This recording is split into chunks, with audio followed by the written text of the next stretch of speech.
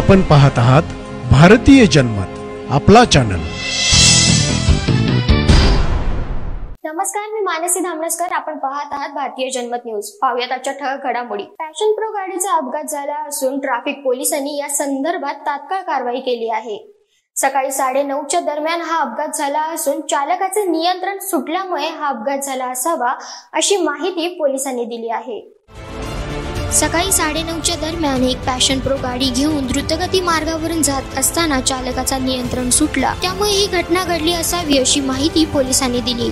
या मार्गावर परवानगी नसतानाही दुचाकीस्वार या मार्गावरून जात आहेत। सदर अपघाताच्या ठिकाणी ट्रॅफिक डीसीपी गायकवाड यांनी व्हिजिट केली असून Dehu road traffic PI Satish Kasbe, PSI Mane, PSI Kumbhar, HC Jagtap यांनी वाहतूक सुरळीत करून घेतली आहे। या प्रकरणातील पुढील तपास देहू रोड पोलीस करीत आहेत।